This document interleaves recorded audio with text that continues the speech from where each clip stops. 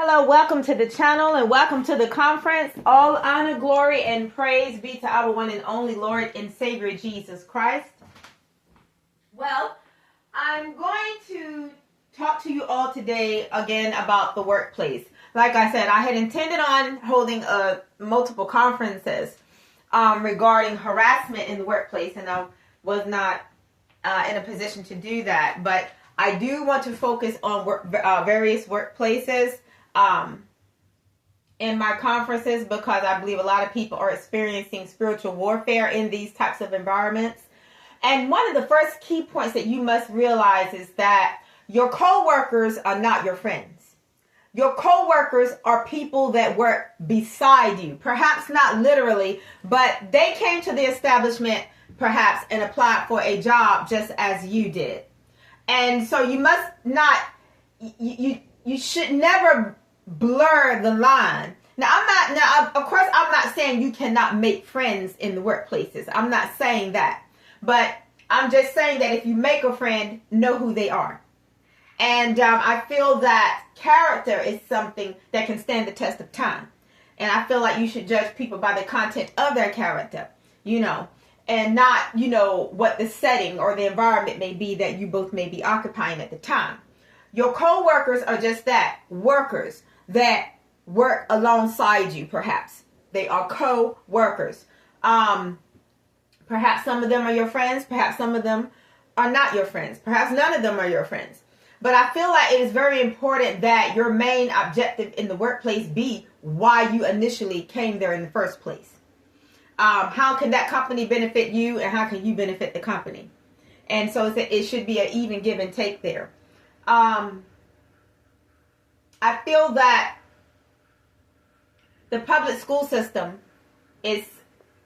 serves as somewhat as a training ground for, what you all may be facing in the workplaces. Because for a lot of people, their first experience with dealing with society was probably elementary school or high school, and that kind of prepared them a little bit perhaps for the work world in a way as it pertains to public settings. So it's very important, I feel, that when you're in the workplaces that you don't blur the lines. I feel like that it's very important that people have their personal life separated from their business life. Of course, I'm not trying to tell anybody what to do, but in my conferences, I offer quite a bit of beneficial advice. And the reason why I say that is because if there is somebody inside of your establishment that has a personal vendetta against you, the first form of weaponry that they are going to try to utilize against you are your co-workers. Your co-workers will be questioned about you behind your back. Your co-workers will a lot of times be asked if they've ever had any problems with you. Have they ever observed anything about you as it pertains to breaking any company policies or conducting yourselves in a way that you should not be, or having things come out of your mouth that are inappropriate in the workplaces. You all may not believe, some of you, may not believe that these things go on, but I've had enough experience under my belt. I know how things roll in the workplace, whether it be a professional setting or a ghetto setting or some other type of low-class setting. Regardless of what the environment, I'm telling you that you need to be very careful in the workplaces, because your co-workers are kind of serve as those individuals. It's kind of like a courtroom. And the person questioning them can be symbolic of a judge or an attorney in a way. Not having the intellect of an attorney, but just symbolic of how an attorney may ask probing questions only to collect evidence against you. Well, your co-workers, because a lot of them are fearful of losing their jobs, and because a lot of them don't like you anyway, and that's where a lot of you may meet your biggest rivals at, they will be eager and anxious to speak negatively about you, because a lot of times, a lot of you are in environments where they're jealous of you anyway. And especially if you are a well put together sister or a well put together brother, regardless of your ethnicity, I'm telling you, a lot of people, you think your coworkers are your friends, and they are not.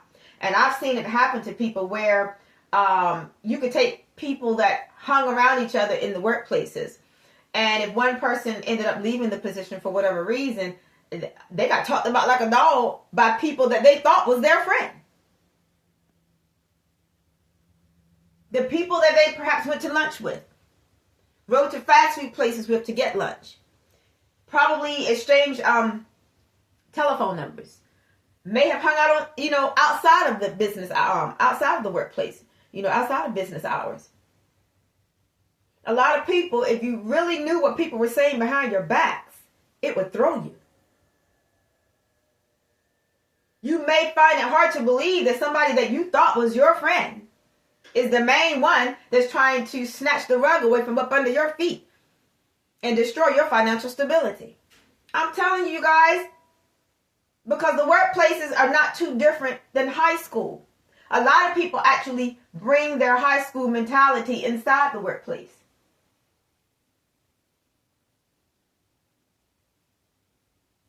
And I'm not saying just because people form friends or click up that's what they're doing. But I'm just saying a lot of people, they have not left that high school mentality behind.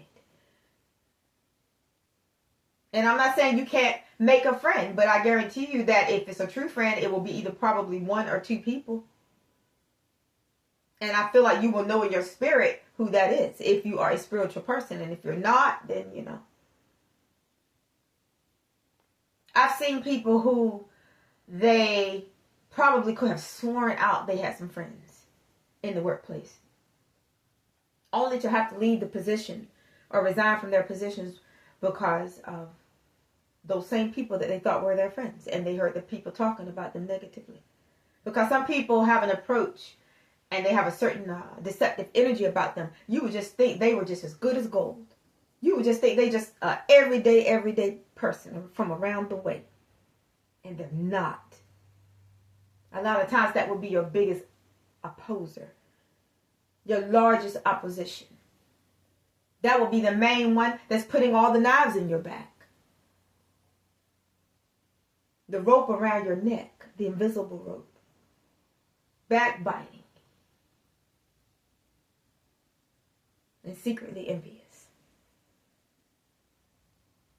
Y'all be careful in these last days of the folks that you call friends or friend. Remember when Judas came to Jesus in the Garden of Gethsemane? The first word recorded that I read that came out of Jesus' mouth addressing Judas was friend.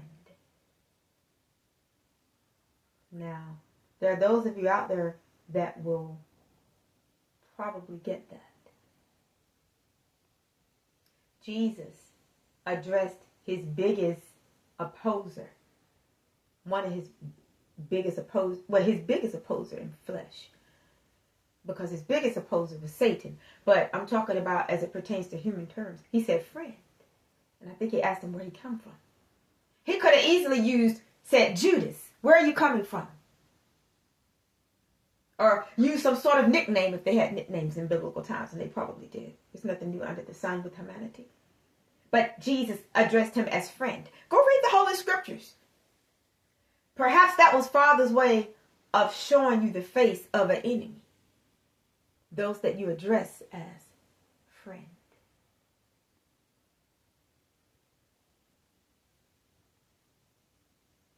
So don't think that your co-workers or your colleagues won't be questioned about you in secret behind your back, as those that oppose you try to gain evidence or some sort of leverage over you to destroy you, because they will be questioned.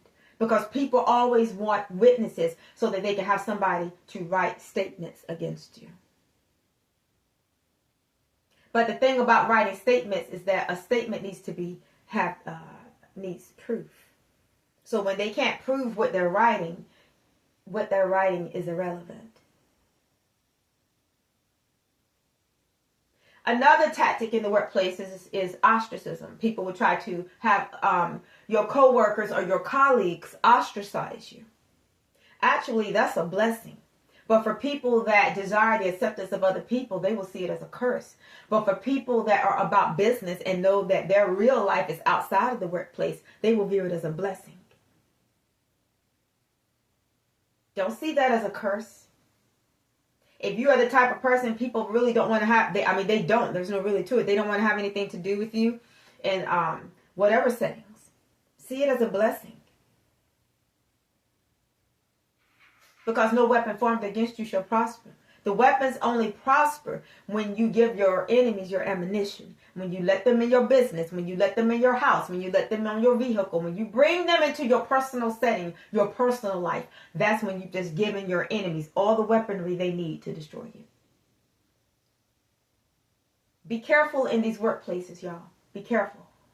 Because some of everything comes through there. And some of everything is up in there. And when you see people in the workplaces that are loners and always by themselves, they don't even make eye contact with people. They know something. I believe they know something. If I'm incorrect, Father, forgive me. But I believe they know their friends are on the other side of the building, if not the other side of the street. You don't go in workplaces looking for friends. You do, but I'm just saying in the sense of I would advise people not to. And if you make a friend, know who that person is. And proceed accordingly. One thing about friendship and loyalty, it seems like a test will always arise where who a person really is has to be proven. And when they fail the test, believe who they are. Remember now, don't think that people won't question other people about you to try to get dirt on you. Or see, if you filed the paper wrong. Or if you, I don't know, for those of you that work in mechanical things, did you put the little screw on the gadget wrong? Have they ever seen you do anything that your other group of enemies in the workplace can use against you?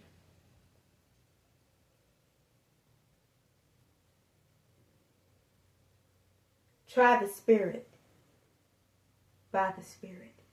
If you get a gut feeling about people, trust it. Don't ignore yourself. Don't ignore your own intellect. Don't ignore your wisdom. First and foremost, don't ignore the voice of the Holy Spirit. A lot of people, you may say, well, you're not a believer. You don't know anything about the things of God. But don't you know something about a gut feeling? Well, all right then. Because even though you may not be walking with God, it does not mean He's not looking out for you.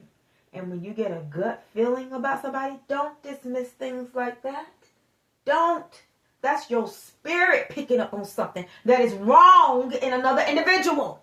You may not know the necessary specifics of why you feel like you feel about the person or the group of individuals. But if you feel it, trust it.